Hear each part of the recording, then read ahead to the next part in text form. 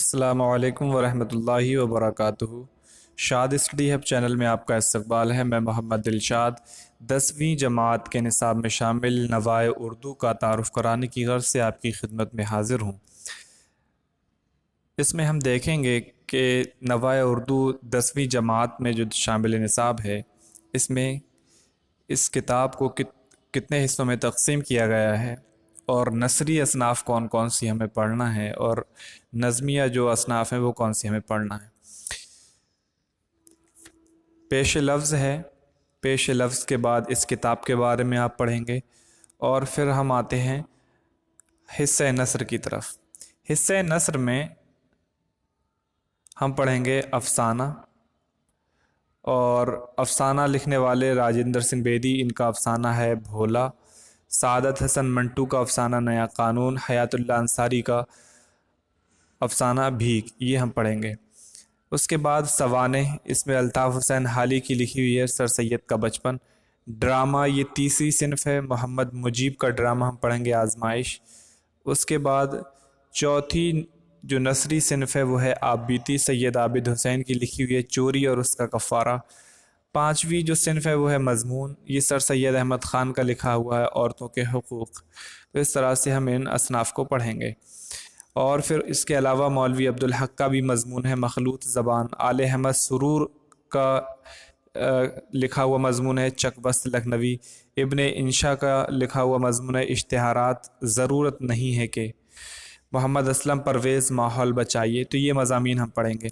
اس کے بعد حصہ نظم میں پہلا ہے غزل، اور غزل میں سودا، ان کی مشہور غزل ہے بہار بے سپر جامو یار گزرے ہے۔ ذوق کی غزل ہے لائی حیات آئی قضا لے چلی چلے، شاد عظیم آبادی ڈھونڈو گے اگر ملکوں ملنے کے نہیں نایاب ہیں ہم۔ فانی بدایونی کی غزل ہے دنیا میری بلا جانے مہنگی ہے یا سستی ہے۔ اصغر گونڈوی کی لکھی ہوئی ہے عالم روزگار کو آساں بنا دیا، یاس یگانہ چنگیزی، ان کی غزل ہے ادب نے دل کے تقاضے اٹھائے ہیں کیا کیا۔ اس کے بعد نظم ہے، اور نظم میں مشہور شاعر اکبر الہ آبادی کی نظم ہے جلوہ دربار دہلی۔ اقبال کی لکھی ہوئی نظم ہے حقیقت حسن، ناٹ حسن نہیں، حقیقت حسن۔ جوش کی لکھی ہوئی ہے گرمی اور دیہاتی بازار۔ اختر شیرانی کی نظم ہے او دیس سے آنے والے بتا۔ کیفی اعظمی کی لکھی ہوئی ہے آندھی۔ اس کے بعد رباعی ایک صنف ہے جو انیس نام کے شاعر گزرے ہیں، ان کی لکھی ہوئی رباعیات میں سے ہم پڑھیں گے گلشن میں پھروں کے سیر صحرا دیکھوں، رتبہ جسے دنیا میں خدا دیتا ہے۔ تو یہ رباعیات ہم پڑھیں گے۔ اس طرح سے تلوک چند محروم کی بھی رباعیات ہم پڑھیں گے۔ فطرت کی دی ہوئی مسرت ہو کر مذہب کی زباں پر ہے نکوئی کا پیام، ان کی بھی دو رباعیات ہیں۔ فراق ایک حلقے زنجیر تو زنجیر نہیں، ہر عیب سے مانا کہ جدا ہو جائے۔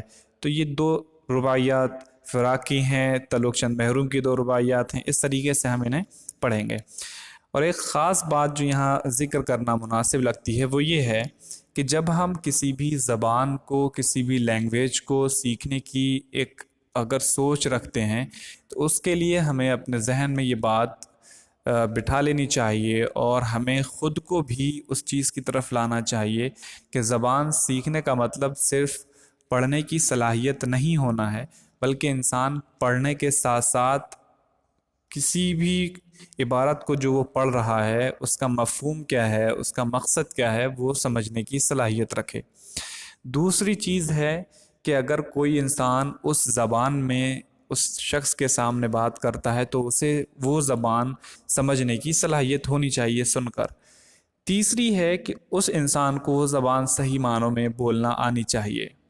تو اس طرح سے ہمیں اپنے ذہن میں یہ بات بٹھانی ہے کہ لکھنے کی بھی صلاحیت ہونی چاہیے ہمیں، اور لکھنا صرف کنٹینٹ کو یا عبارت کو دیکھ کر نقل کرنا یہ لکھنا نہیں ہے، بلکہ جب لینگویج لکھنے کا مطلب ہوتا ہے تو ہینڈ رائٹنگ سدھارنے کے علاوہ وہ ہوتا ہے کہ آپ اپنے ما فی الضمیر کو، جو آپ کے خیالات ہیں، جو آپ کے احساسات ہیں، انہیں آپ الفاظ کی شکل دے کر، کسی بھی زبان کے الفاظ کی شکل دے کر لوگوں تک آپ اپنی بات پہنچائیں۔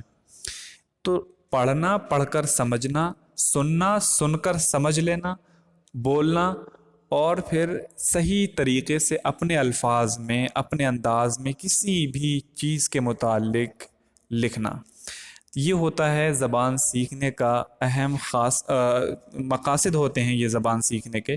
اگر ہم ان کو نظر انداز کر دیں اور یہ سوچیں کہ صرف ہم پڑھتے ہوئے گزر جائیں یا کچھ ہم سمجھ جائیں اور کچھ چھوڑ دیں، تو حقیقی معنی میں ہم زبان کو اس کے معیار کے حساب سے نہیں سیکھ رہے، بلکہ ہم اپنی ضرورت کے حساب سے سیکھتے ہیں۔ اور اکیڈمک لیول سے اگر جب ہم کسی بھی زبان کو سیکھنے کی کوشش کرتے ہیں تو یہ 4 چیزیں بہت ضروری ہیں: کسی بھی زبان کو بولنا، کسی بھی زبان کو سننا اور سن کر سمجھ لینا، ساتھ ہی ساتھ کسی بھی زبان کو پڑھنا اور پڑھ کر اس کا مفہوم نکال لینا، اور چوتھی چیز ہے لکھنا، یعنی اپنے انداز میں، اپنے الفاظ میں کسی بھی چیز کے متعلق لکھنا۔